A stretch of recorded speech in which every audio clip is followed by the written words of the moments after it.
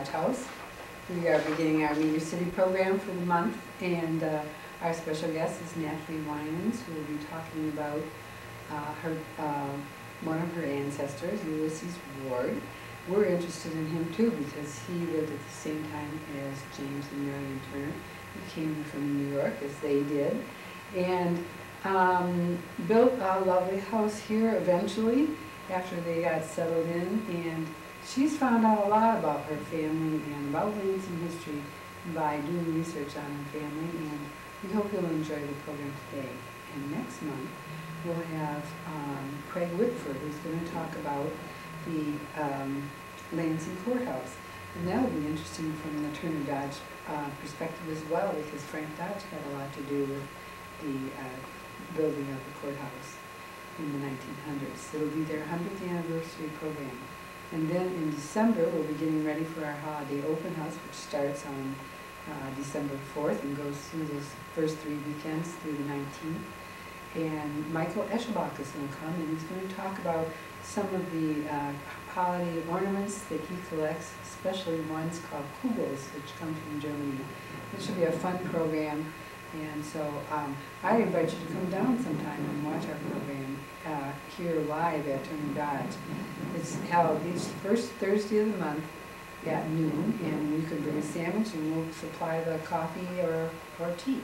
So join us then, or join us this month while we show the program with Nathalie Winans. And Nathalie Winans, I believe, has a few of her family here as well. So we may hear some sort of family-oriented questions along with our discussion. I'd like you to say something about that wonderful outfit of yours. Okay, this is an 1883 bustle gown, and I designed it using as many primary sources as I could, and also many vintage materials and fabrics and patterns and that sort of thing. And I had it commissioned by someone who specializes in these outfits. And the reason why I wore this costume today is because this is the sort of thing that was in fashion when when my great-grandmother came to Lansing in 1883. It's wonderful. Just wonderful. Just turn around a little bit, would you, please? So beautiful. It's wonderful. Thank you. Okay, are we ready? Yes. Okay. I'm here today to talk about Ulysses Doubleday Ward, a Lansing pioneer and my great-great-uncle. Ulysses started his life in New York State, and I have the benefit of a great-grandfather who was very interested in history and in recording history, and he left us with several typed accounts of our family history. And what Ernest Herschel Ward has to say about his uncle is this. The David Ward family was born and raised near Weedsport, Cayuga County, New York, at an inland settlement called Cold Spring Pump. There were about 14 or 15 children, several of whom died in infancy. This photo was taken about 1882 when the whole family came to a reunion at the Lansing home of U.D. Ward. And everybody called Ulysses Ward U.D. This is Ulysses Doubleday Ward. The people in the photo are Ulysses Ward and his brothers and sister and his mother and daughter. So here we have Stephen Van Rensselaer Ward, Richmond Leffingwell Ward, Herschel Clinton Ward, this is my great-great-grandfather, Mandeville Franklin Ward, Lida Ward Brandel, this is Ulysses' daughter. The baby is Fanny Richardson. I know nothing about Fanny Richardson. This is Diana Ward Halstead, also Ulysses' sister. This is Sarah Blackmar Ward, Ulysses Ward's mother. And she was in her 70s when this photo was taken, and she lived until 1889. And she died in her 80s, so that's a very nice long life for the 19th century. This is Ulysses Ward, and this is his brother, Jeru Wesley Ward. Okay, now I also have an account of Ulysses Ward's life written in a book called The Portrait and Biographical Album of Ingham and Livingston Counties, Michigan. This book was published in 1891, and I found this book by searching Yahoo. for information on Ulysses D. Ward. So this account begins in typical Victorian fashion. Ulysses D. Ward, it is of thrilling interest to one whose heart is loyal to our country's honor to hear an old soldier recount the scenes of conflicts, the wearisome marches, and the exciting episodes of the Civil War.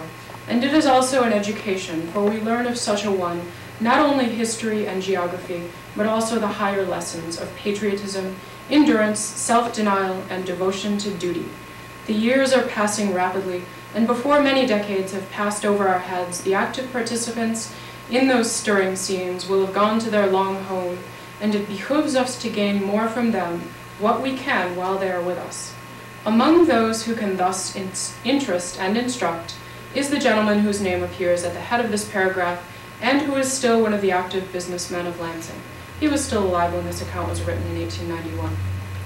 This gentleman was born in the township of Cato, Cayuga County, New York, May 28, 1828, his parents being David and Sarah Blackmar Ward.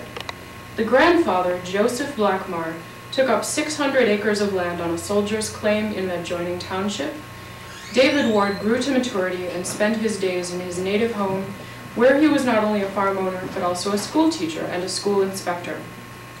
It is half a century since, at the age of 13, Ulysses Ward came with his sister to Howell, Michigan. He helped to break up the land whereon Howell now stands, and his sister, Mrs. Rosalie Thompson, gave the land for the county seat, to which deed of sale our subject was called as a legal witness. Now this is where it gets interesting. This is where the pioneer stuff comes in, because this account says that Ulysses Ward was among the first Caucasians to settle in the Lansing area. And he actually built a structure here in 1842. He was 14 years old at the time. In 1842, he had a cousin come from New York to hunt and trap, and Ulysses took him west, overland to Cedar River, where Fowlerville now stands, and they came down with their boat to the junction of the Cedar and the Grand Rivers, and putting up a shanty, stayed here all winter on a place that is now within the city limits of Lansing. They did not see a white person all winter, and as far as is known, they are the first white men who lived for any length of time where Lansing now stands. The name of this cousin is Edwin Lamphere. In the spring, the young men went down the river to Portland and were pleased to come again within the limits of civilization and to find their bearings, as they had lost track of the day of the week and the day of the month. Now this account is disputed. This is history and there's a lot of hearsay here. I have an article about U.D. Ward from the Lansing State Journal that was written in the 50s or 60s. Now, according to this article, it says Ward's shanty may have been the place where Lansing Township was organized, although history is not clear on this. Chapman Brothers' History of Ingham and Livingston, which I just read here, states that Ward and a cousin, Edwin Lamphere, wintered here in 1842, although Durant's History of Ingham and Eaton records that a group of settlers met at the log shanty near the Cedar Bridge to organize Lansing Township, February 16, 1842. So it may have been someone else that set up that log cabin, but in any case, he was one of the earliest people to build here. And granted, he only spent the winter here, and then he went off to Howell and lived there until 1846, and then his father died. So as the mother was left with a family to take care of, and as Ulysses was one of the oldest of her flock, he dutifully returned to New York and went to work on the farm to help support the children. But he didn't stay there very long, because the following year he went over to the Allegheny Mountains and was there employed in getting out timber. He was there for some 2 years and then went to farming for the father of the young lady whom he afterward made his wife, and her name was Laura Jeanette Town, and they married in the year 1850. They lived on the same farm until 1856, when finally Mr. Ward sold that property and returned to Lansing, and he set up a shop as a butcher. And he remained in Lansing until 1861, when the Civil War broke out. He enlisted in Company B, 2nd United States Sharpshooters, and in November 1861, he joined the Army of the Potomac. His experiences were broad and varied, as he took part in 72 engagements, which included all of the most prominent battles of the war, such as Gettysburg, the Wilderness, Antietam, and Spotsylvania, and he was also present at Lee's surrender and saw the white flag come in. He was on detached service all of the time with the wagon train, having charge of the quartermaster's department, and when his first term of service expired, he became a veteran. He was finally mustered out of service at Detroit, July 17, 1865. He returned to Lansing, sick, and was unable to labor for 2 years. And then he went into business as a contractor, making a specialty of moving buildings, and has been able to oversee his men most of the time since, but was not able to do any hard labor himself. He also moved and straightened smokestacks, and had unusual skill in this kind of work. He takes heavy contracts for the Lansing Iron Works in various parts of the state, and also engages in pressing and shipping hay and straw. And this brings us to 1881, actually no, 1882. They had the family reunion. Lots of relatives came over from New York, and also my great-grandparents came from New York to visit. And shortly thereafter, they came here to live, and the rest is history. But in 1885, Ulysses cleared the land himself for the home that he would build. And this house is on 306 Butler Street, and it was called Claypool Street back then. This is a contemporary drawing of the house from 1889, and this is the house the way it looked yesterday when I took a picture of it. Day before yesterday. And this is it's an Italianate home of variegated field stone, and Ulysses got these field stones by taking a wagon around the countryside and asking farmers for their loose stones, because these farmers just had these big huge boulders that they wanted to get rid of. And so he would ask the farmers for these stones, and he probably got these for free. So that's what the house is made of. It still stands there today. And it's the home of the Lansing Association of Women's Clubs. So he built that in 1885. And the account here says, the pleasant home which is now occupied by Mr. Ward's family at number 301 Claypool Street was built by him in 1885, and it is situated on land which he himself cleared from the original timber. So this brings us to up to the 1890s, when Ulysses Ward assisted in the construction of the First Baptist Church of Lansing. And Mr. Ward, since he was adept at building and moving buildings and that sort of thing, they put him on the building committee. These are pictures of the First Baptist Church under construction. Here you can see the tower that's going up. Here are the stonemasons working. Here's another picture of the stonemasons working on First Baptist Church. And about this time period, I have a very nice typed account from my great-grandfather, Ernest Herschel Ward. And Ernest Herschel writes, "This brings us up to the time when our church was planned and built. I was one who saw it under construction. In fact, I worked on the job. I carried drinking water to the stonemasons one summer vacation." Here are a few things that I remember. He wrote this in the 1950s, shortly before he died. "I heard church problems discussed, and knew by sight at least many of the devoted men and women whose courage and determination made this splendid building a reality. A boy of 12 is usually more concerned with marbles and baseball than the financial problems of a building committee. But in later years, when I learned and understood better the problems that this undertaking involved, my respect and admiration for certain men and women grew. Warren Sullivan, Mrs. Gardner's father, my uncle, U.D. Ward, Deacon Rourke, and probably others signed notes at the bank that a failure to pay could easily have lost them their homes. Acts like this require real courage and devotion." Plans for the building were drawn by two young men who later became well-known architects, Earl Mead and Ed Bowd. I was more impressed by Bowd's ability to ride a high-wheeled bicycle than his skill as an architect. And if you want to see one of those high-wheeled bicycles, there's one upstairs.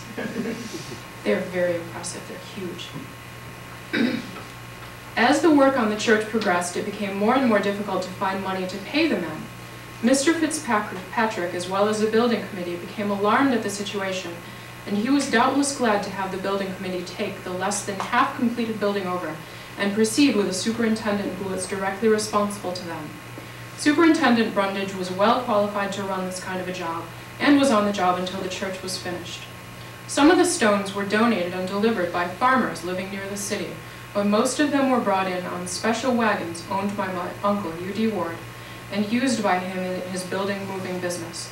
These wagons had very low, heavy beds that only cleared the ground by a few inches. This made it easy to roll heavy stones on without having to lift them. At the time of the building of the church, stones were to be found on most farms. They had been taken off the land when it was cleared and placed in the lanes and field corners.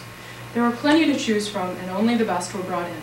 Even at that time, the conglomerate was a favorite, and you can see quite a number of them in the walls. My great-grandfather loved to talk about stones because he was a stone collector, and one of his hobbies was to collect and polish rare stones. So he goes on to say, conglomerate is composed in larger part of smaller stones. Those smaller stones are always quartz or members of the quartz family, and he took pains to write that in himself after he typed this. Jim DeWitt of Grand Ledge was considered to be about the best mason in or near Lansing, and Uncle Ulysses hired him for the church job. He was the man I liked to watch best, because he made a hard job look so easy. He knew just where and how to strike a stone to make it split. Jim did not seem to have any trade secrets, as he was always willing to show a younger man a better or easier way. My uncle had a large yard at the corner of Ionia and Butler Streets, and it was here that the stones were brought and rough work was done. Now, that lot stayed a vacant lot throughout the years, and now it's a work lot again. The city is using it for the construction. So it probably looks the same now as it did 100 years ago. Very dusty and nasty. Most of the stones were broken by a series of hard strikes with a heavy stone hammer. 8- and 12-pound heads seemed to be the ones used for this. Some of the larger stones were broken by cutting a groove in the stone where they wanted it split, and then building a fire on and around it. When the stone is sufficiently hot, a pail of water is thrown out. This usually will cause it to split with a sharp crack. The man who throws the water turns his back to the stone before the water strikes, as small pieces are liable to be thrown off with considerable force. After the stone was broken into a rectangular shape, it was ready to be delivered to the job, where another set of masons placed them in the walls. The mason had to cut many of the stones down to make it fit where he wanted to use it. The cornerstone was donated by my uncle, and I'll show you the cornerstone. First I'll show you the Baptist church. Okay, this is the Baptist church when it was finished in 1891. This is a contemporary drawing of it. And this is the Baptist church in about the 1950s, and it basically looks the same now as it did in the 50s. And really the only modifications that they did is they removed this staircase, because according to John Curry, who loaned me some photos, they were having all sorts of problems with water getting underneath the steps. So it wasn't that they wanted to make it look ugly, which is what I thought, but they were having terrible problems with keeping it up, so I forgive them. Now here we have, this is what everybody thinks is the cornerstone, because it looks like a cornerstone and it's on the corner, but this is the actual cornerstone, and it's not on the corner and it doesn't have any marking on it. And here's what my grandfather had to say about the cornerstone. The cornerstone was donated by my uncle. It is just west of the front entrance. I believe it is the largest stone in the building and the only one with a beveled edge. There is no inscription on it. And they use the cornerstone as a time capsule, and they put all sorts of little church artifacts inside, and most of it's pretty boring stuff in my opinion. There's no buried treasure inside there, which is probably intentional because then somebody might have broken into it. But they have inside there they have a box with an address to the finder written by the pastor, articles of faith and covenant, issues of the Baptist Visitor newsletter, cards in relation to the cornerstone, some coins by members of the choir. That's so people don't open it later. And I can show you where it is. Cornerstone is right here.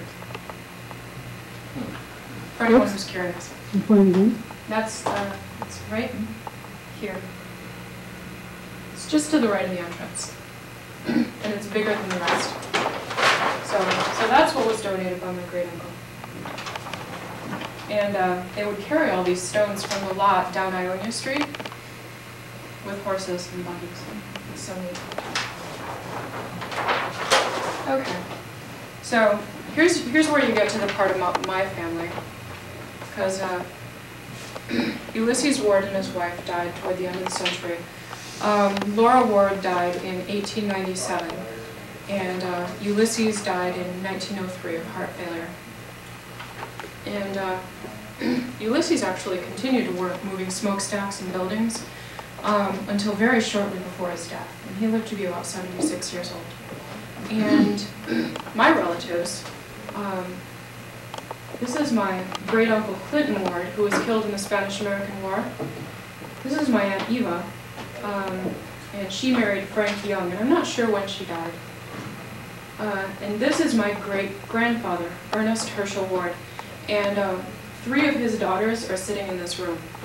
Wow. And who are they? Could you raise your hands? Wait, we have to get a shot of them. Thank you for coming. So this is a photo of the family taken in New York when they were still living there in the early 1880s. And as you can see, they're very happy to be here. I love the expression on his face. He's like, why are they making me wear a dress?